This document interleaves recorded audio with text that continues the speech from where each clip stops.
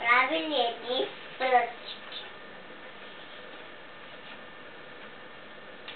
Едно магаре и мулото плачело цял ден и не можело да излезе. Искал излезе, на работка на пъше тървичка, не можало. И един човек, къде живее вътре, му се скарал, че не може.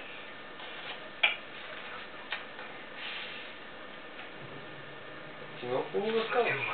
Да, съм голям вече. И тук едни дядовци казали нещо отвътре се потало и само на земе хората. И от кутията излезло един човек.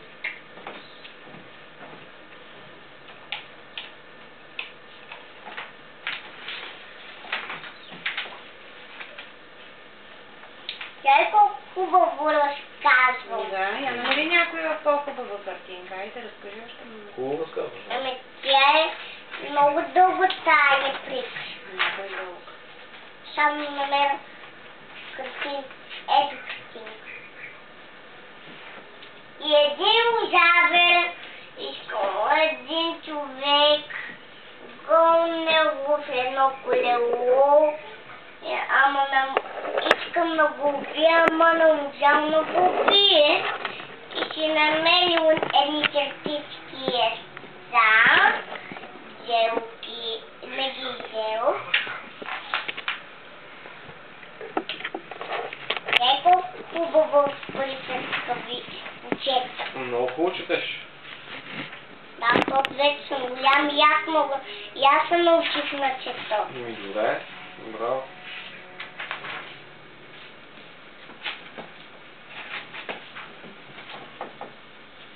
Можеш ли още? Извори ли си? Извори ли се, четеш? Котело и лодката. Един котело и... Козел. Козел? Козелон. Не козелон.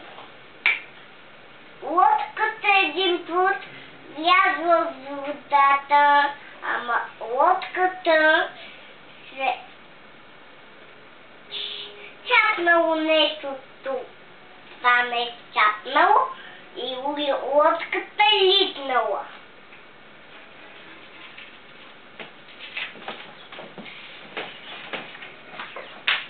Няма да ви показвам картинките, а само ще чета. Добре. Тук ще намеря пак картинка. Картинка.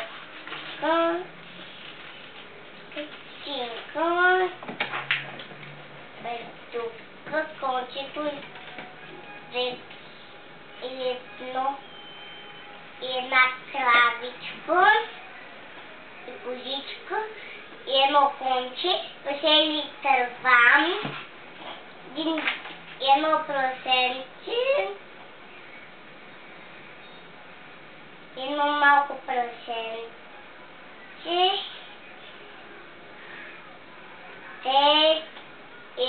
една кравичка. Те по цял ден прашяли търва. На още ден